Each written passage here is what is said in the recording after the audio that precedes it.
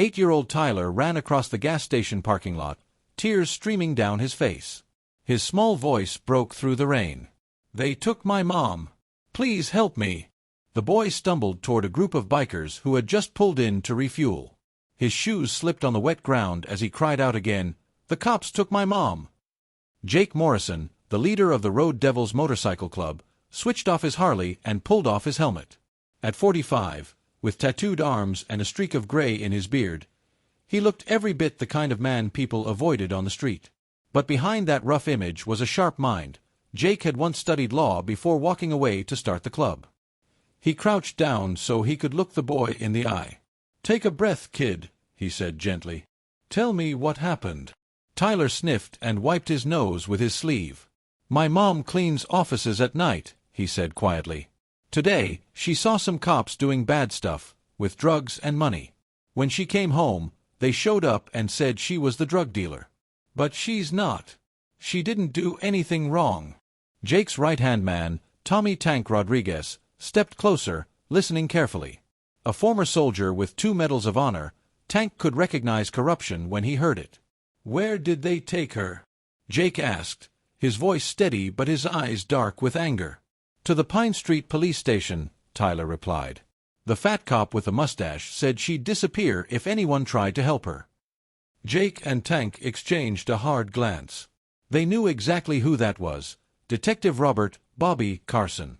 A veteran officer with a reputation for being tough on crime, Carson was, in truth, one of the dirtiest cops in the city. "What's your mom's name, son?" Jake asked. "Diana. Diana Johnson." Jake nodded slowly. "Yeah, I remember her. Good woman. Always said hello when we passed by. She never judged us." He stood up, his jaw tightening. "Tank, call Mickey, Razor, and Diesel. We've got work to do."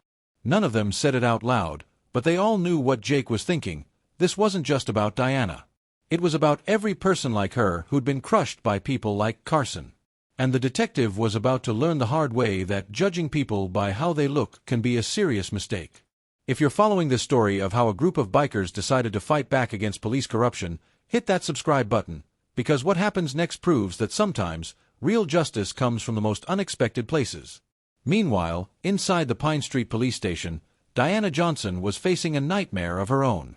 "Listen here, little black girl," Detective Carson sneered, leaning over the table in the interrogation room. His belly pressed against his vest as he tapped his fingers on the cold metal surface. "You can make this easy. Sign this confession saying you sold crack in that office building, and I'll make sure you're out on parole in 2 years. Diana crossed her arms, her voice shaking but firm. "I told you the truth. I was cleaning when I saw you passing money and drugs to those men in suits. I didn't do anything wrong." Carson laughed coldly, the sound echoing off the windowless walls. "Lady, it's your word against mine, and Detective Patterson's. You really think anyone's going to believe you?" Detective Carson leaned back in his chair, flashing a crooked grin at his partner, a skinny man with a thin mustache who quickly nodded along. "And guess who the judge is gonna believe?" Carson said smugly. What Carson didn't know was that just 3 blocks away, Jake Morrison had parked his Harley outside a building he hadn't entered in over a decade, the law office where his career had once begun. The old sign still hung above the door. "Martinez and Associates, Criminal Law." "Jake," came a surprised voice from the second floor. "My God, how long has it been?" Jake looked up and smiled faintly. 5 years, he said, climbing the stairs with Tank close behind. "Maria, I need a favor, and fast." Maria Martinez, a sharp 50-year-old Latina attorney with decades of courtroom battles behind her, looked him over.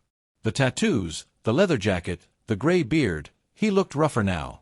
But his eyes were still the same, calm, determined, and unflinching. She poured 2 cups of coffee. "What happened to you after you left, Jake?" "I learned that justice in a courtroom isn't always justice in the real world," he said quietly. "But today, we're going to need both." Back at the Pine Street police station, Detective Carson was feeling unstoppable. In his mind, Diana Johnson was just another poor woman the system would chew up and forget. He had no idea that her son had already found help, and that help was coming fast. "Listen," Carson sneered, leaning forward, his breath heavy with the smell of coffee and cigarettes. "I know you've got a little boy. Be a real shame if he ended up in foster care while Mommy serves 10 years for trafficking." Diana blinked back tears, her voice trembling but steady. "My son knows the truth. He knows where I am." Carson chuckled darkly. "Oh sure, an 8-year-old black kid? You think anyone's gonna believe him? Especially when they find those special cigarettes you keep at home." Diana's stomach twisted. She knew Carson was lying, but she also knew what crooked cops could do when they wanted evidence to appear. Detective Patterson, who had been silent until now, stepped forward with a smirk. "Maybe we should explain how things work here," he said casually. "You see, Diana, may I call you Diana? This district has a 94% conviction rate for drug charges, especially when the suspects look like you." Carson nodded, grinning. "And you know why that rate's so high? Because I'm very, very good at my job." What neither man realized was that Jake and Tank were already several steps ahead. In the city's legal archives, Maria had used her credentials to pull sealed files from old corruption cases, files no one expected to see daylight again. Jake flipped through the papers, his expression hardening. "Tank," he said quietly, "remember when I told you sometimes the law can be on our side? Well, looks like we've got 15 years of it right here." Tank leaned over his shoulder, eyes widening. A grin crept across his face. That dirty cop has no idea what's about to hit him. Meanwhile, back in the interrogation room, Carson loomed over Diana one last time. "Last chance," he hissed. "Sign the confession, or I promise you'll never see your boy again, except through glass on Sunday visits." Diana lifted her chin and met Carson's eyes head-on. "I'm not signing anything," she said firmly, "because I haven't done anything wrong. And if you think threatening my son will break me, then you clearly don't know the women in my family." Carson's smirk faltered for the first time. He was about to snap back when the door suddenly burst open. "Detective Carson," the duty sergeant called, slightly out of breath. There's a lawyer downstairs asking for you. Says it's about Mrs. Johnson, and that he's got documents you'll want to see." Carson frowned. "What lawyer?" "Name's Jake Morrison," the sergeant said. He's not alone. He brought some friends." For a moment, Carson froze. The name rang a bell, familiar somehow, but he couldn't place it. Meanwhile, across the table, Diana's expression changed. It wasn't hope that flickered in her eyes. It was recognition, and something stronger, resolve. She knew that name. Jake Morrison. And if he was here, it meant her son had done something incredible. Something no one in their neighborhood had dared to do in years. He'd found someone willing to stand toe-to-toe with Carson. And the detective was about to learn that underestimating people based on how they look can be a dangerous, even fatal, mistake. Downstairs, the sound of boots echoed through the narrow hallway of the Pine Street police station. Jake Morrison walked in with calm, steady confidence, the kind that came from knowing every legal trick in the book. 15 years as a defense attorney hadn't left him. He had simply redirected those skills toward a different kind of justice. "Detective Carson," Jake said as he entered the main lobby. Tank and 3 other bikers stood behind him, silent and solid as stone. The sergeant at the front desk swallowed hard but didn't dare move.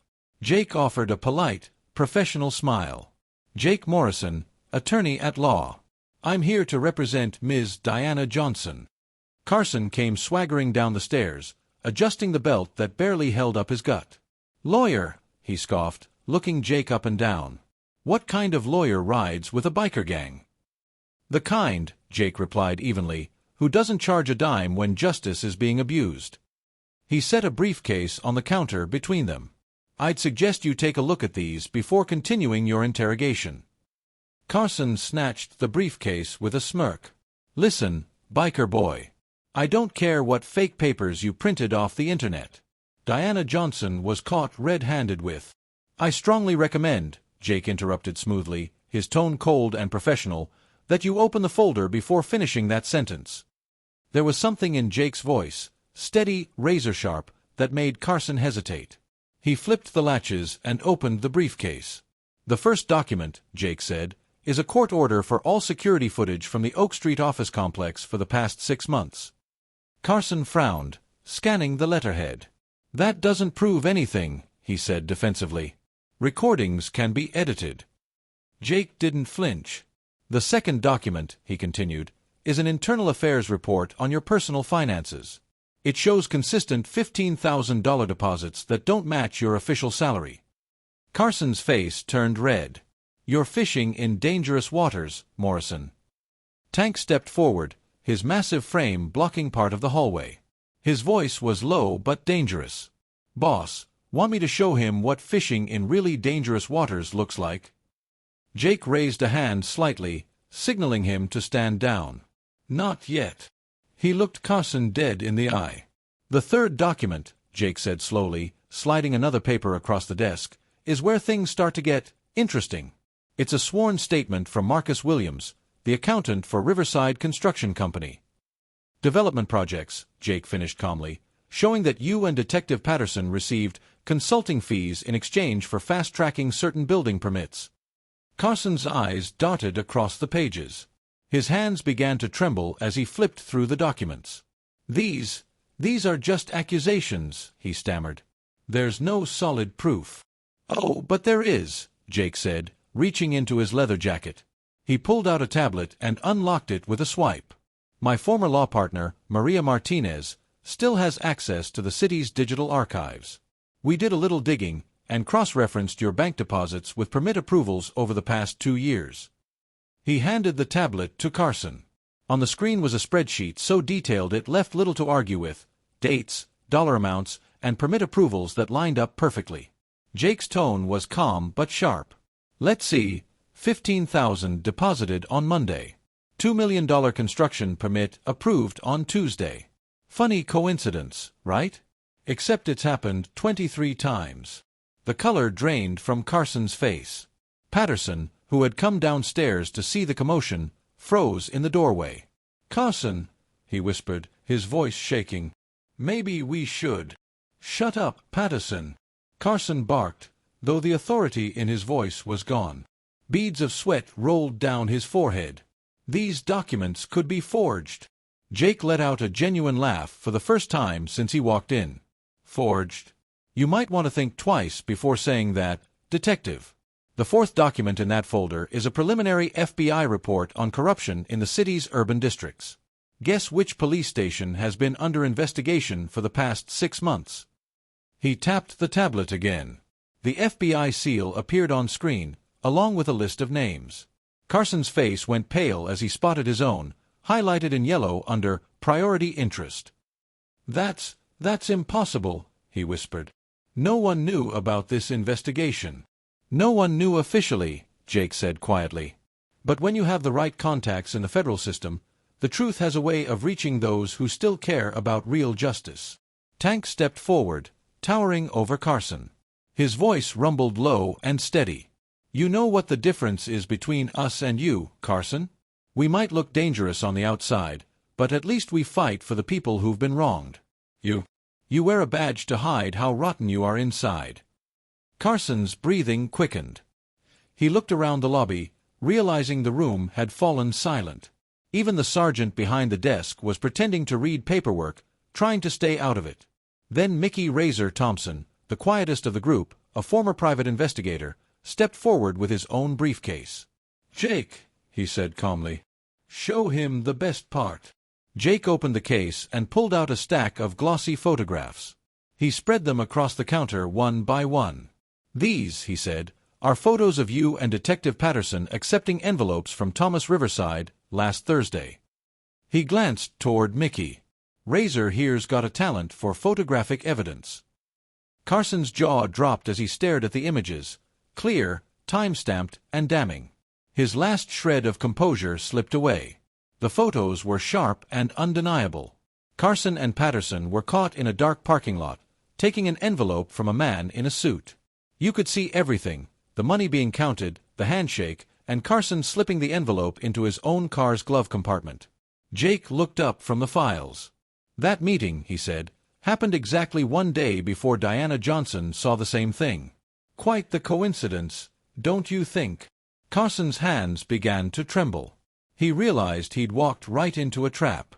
You You were following me, he stammered.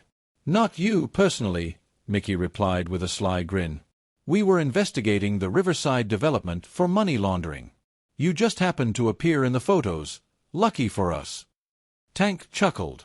Boss, should we tell him about the recording? Jake gave a small shake of his head, pretending to be sympathetic.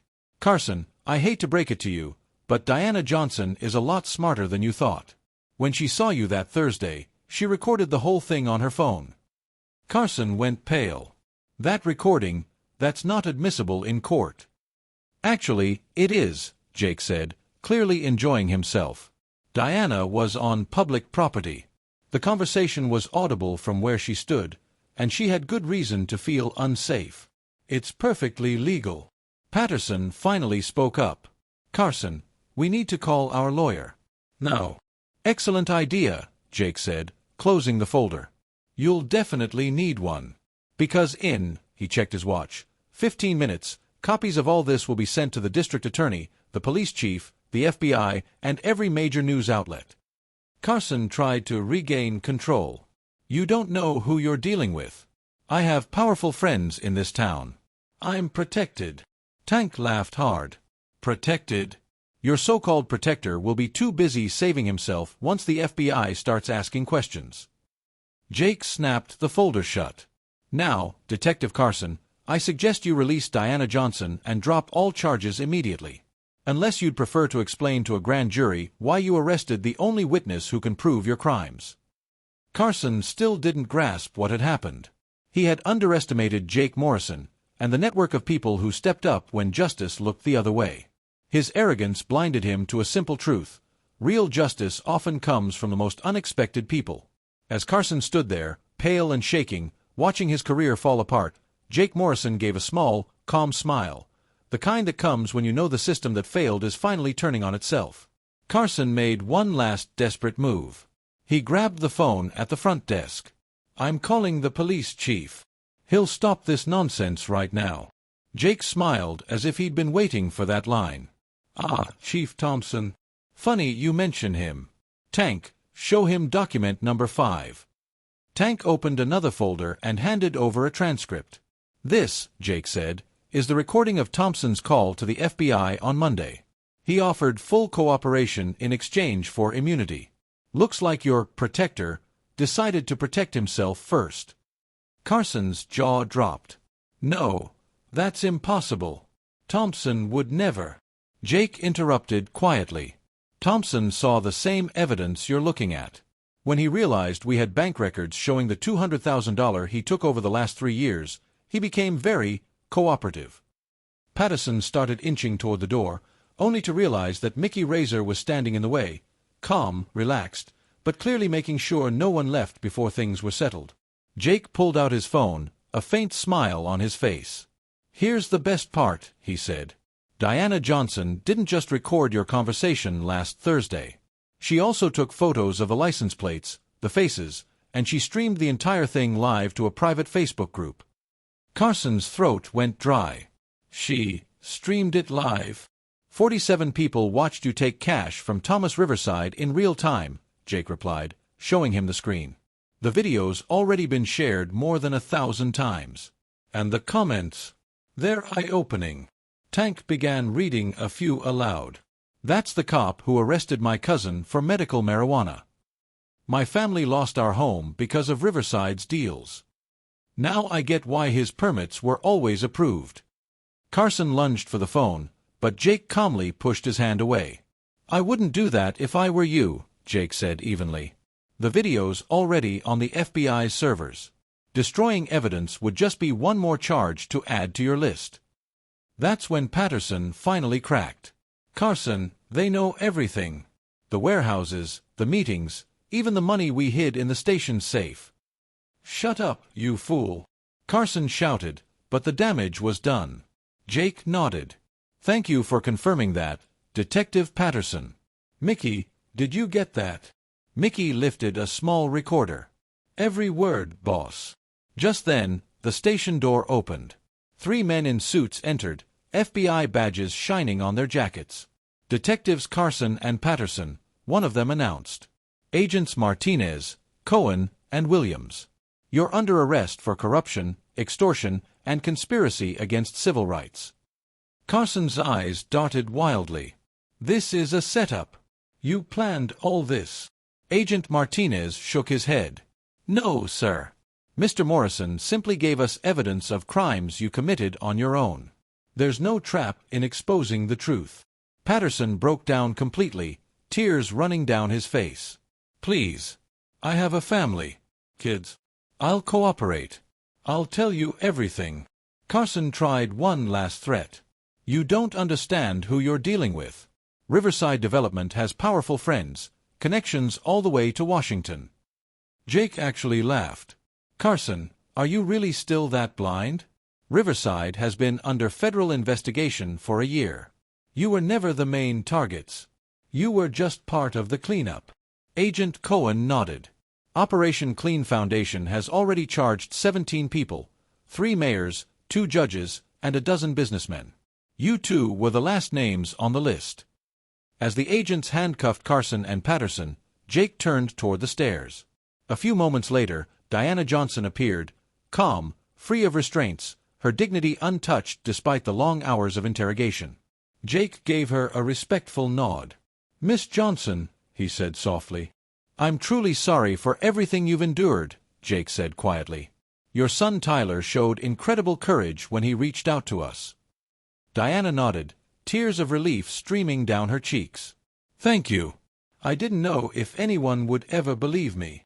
Jake glanced toward Carson being escorted out in handcuffs. "Sometimes," he said, "justice comes from places no one expects. The system may fail, but that doesn't mean justice is gone." Tank walked over carrying a small box. "Your belongings, ma'am," he said gently, handing it to Diana. Inside were all the personal documents that the police had taken from her. Then he offered her a card. "And this is the contact for a civil lawyer who specializes in police misconduct. Jake's already spoken to him." Outside, Tyler came running through the crowd and threw his arms around his mother. The people gathered, neighbors, reporters, onlookers, began to applaud as Diana walked out of the station a free woman. Carson, now being pushed into a federal vehicle, shouted furiously, "This isn't over. You don't know who you're dealing with." Jake stepped closer to the window and said calmly, "Actually, Carson, I know exactly who I'm dealing with, a small man who used his badge to bully innocent people. Now you're about to find out what happens when the system finally works the way it should." As the vehicles drove off with Carson and Patterson inside, Jake turned to watch Diana hugging Tyler tightly, surrounded by well-wishers. Carson would never understand that real strength doesn't come from a badge or a title. It comes from ordinary people brave enough to act when justice fails. Tank tapped Jake on the shoulder. "Boss, Channel 7 wants an interview. They're asking how a motorcycle club managed to expose a corruption ring that ran for years."